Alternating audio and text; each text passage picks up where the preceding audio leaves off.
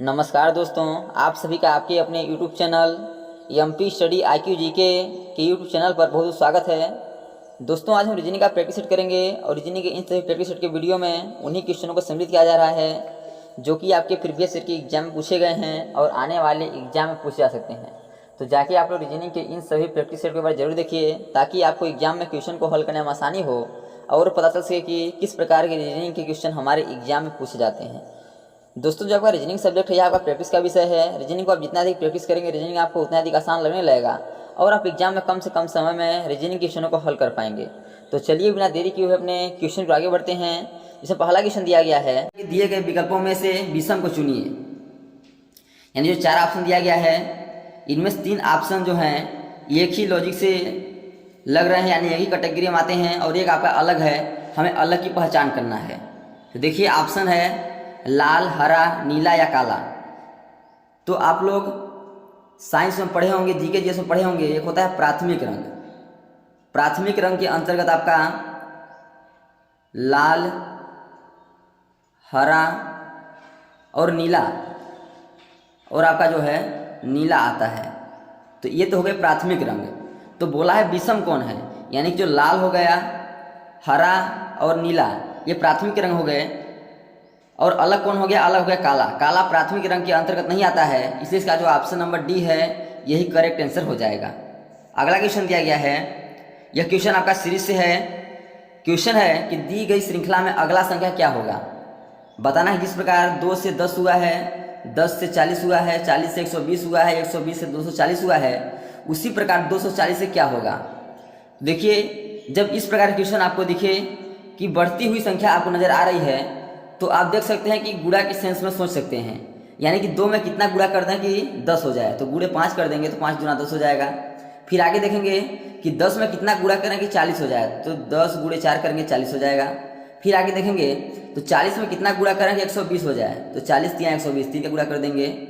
फिर अगला देखेंगे कि 120 में कितना गुणा करें कि 240 हो जाए, तो गुणे 2 कर देंगे, 120 दूना 240 होता है, तो 240 हो जाएगा। इसमें लॉजिक क्या लग रहा है, गुणे 5, गुणे 4, गुणे 3, गुणे 2, तो अगला क्या लगेगा, तो अगला आपका गुणे 1 होगा। तो आगे बोला है तो गुणे 1 कर देंगे, और 240 में 1 का गुणा करेंगे तो यहाँ 240 ही होगा। तो देखिए 240 किस ऑप्शन में है, तो ऑप्शन नंबर डी में 240 है, इसे इसका option number D correct answer हो जाएगा। दोस्तों, मैं आशा नहीं पूरी विश्वास करता हूँ कि ये सभी क्वेश्चन आपको अच्छे समझ आ रहे होंगे। यदि क्वेश्चन में कहीं भी डाउट है तो आप लोग कमेंट बॉक्स में जरूर बताइए, ताकि अगले आने वाली वीडियो में हम उस डाउट को अच्छे से क्लियर कर सकें। और दोस्तों, यह वीडियो आपको अच्छा लगे तो वीडियो को लाइक और अपने दोस्तों में शेयर जरूर करिए, ताकि गवर्नमेंट एग्जाम की तैयारी करने वाले हर एक बच्चे को इस वीडियो का लाभ मिल सके। तो चलिए अपने अगले क्वेश्चन की ओर आगे बढ़ते हैं और देखते हैं कि किस प्रकार का क्वेश्चन पूछा गया है। यह क्वेश्चन है आपका लुप्त संख्या से क्वेश्चन पूछा गया है। दिए गए विकल्पों में से लुप्त पद ज्ञात कीजिए। यानी कि क्वेश्चन मार्क की जगह पे इन 4 ऑप्शन में से कौन सा ऑप्शन करेक्ट होगा। देखिए, जब आपको ऐसी संख्या दिखे तो पहले तो एक लॉजिक लगता है कि छोटी संख्या से बड़ी संख्या की ओर जाना है। तो मान लीजिए बड़ी संख्या आपका 150 है, तो 90 और 40 क्या करें 150 हो जाए। सेम उसी लॉजिक से आपका यदि करेंगे 120, तो इसको क्या करें 100 और आपका 60 को 120 हो जाए। यानी कि सेम उसी लॉजिक से 110 और 90 को क्या करें कि इस क्वेश्चन मार्क की जगह पे हमारा करेक्ट आंसर हो जाए। लेकिन इस लॉजिक से देखेंगे तो 90 और 40 130 होता है, लेकिन यहाँ 150 दिया है, यानी कि यह लॉजिक आपका नहीं लग रहा है। जब इस प्रकार का लॉजिक नहीं लग रहा है, अब देखिए यदि जोड़ देते हैं लॉजिक नहीं लग रहा है, घटाएंगे फिर भी लॉजिक नहीं लगेगा, और गुणा कर देंगे तो 90 गुणे 40 तो बहुत बड़ी संख्या मिल जाएगी। यानी कि जोड़ घटाना गुणा भाग का लॉजिक नहीं लग रहा है। जब इस प्रकार का क्वेश्चन आपको दिखे कि जोड़ घटाना गुणा भाग का लॉजिक न लगे, तो हमें क्या करना है, हमें तीनों संख्या को जोड़ लेना है।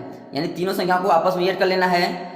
तो 150 90 कितना हो जाएगा 240, और 240 और आपका 40 कितना हो गया 280 हो गया। यानी तीनों संख्या के जोड़ के हमारा एक ही संख्या प्राप्त होना चाहिए, 280 हो गया। अब इन तीनों को जोड़ेंगे तो हो जाएगा 120 100 220 220 60 कितना हो जाएगा ये 280। यानी कि तीनों संख्या को जोड़ने पर 280 प्राप्त होना चाहिए, जो कि आपका यहाँ प्राप्त हो गया। दो संख्याओं को आपस में जोड़ दिए 280 मिल गया। अब इसी लॉजिक से इन दोनों को जोड़ेंगे कितना हो जाएगा आपका 190 हो जाएगा। 190 होगा, लेकिन हमें कितना लाना है 280 लाना है। तो 190 में हम कौन सा ऑप्शन रख देंगे इस क्वेश्चन मार्क की जगह पे कि हमारा क्या हो जाएगा, 280 हो जाएगा। यदि 60 रखेंगे तो 200 आपका 85 होगा, ये आपका गलत हो जाएगा। 80 रखेंगे तो 270 होगा, ये भी नहीं लगेगा। यदि 70 रखेंगे तो 260 होगा, ये भी नहीं लगेगा। अब देखिए जो 200 आपका 90 है, यदि 90 इस क्वेश्चन मार्क की जगह पे रख देते हैं और 90 को आपस में जोड़ देते हैं तो देखिए 90 प्लस 110 200 प्लस आपका 80 280 मिल गया, यानी कि तीनों जो हैं 280 बना दिए। इसलिए इस क्वेश्चन मार्क की जगह पे 90 करेक्ट आंसर हो जाएगा। दोस्तों मैं आशा नहीं पूर्ण विश्वास करता हूँ कि ये सभी क्वेश्चन आपको अच्छे समझ आ गए होंगे।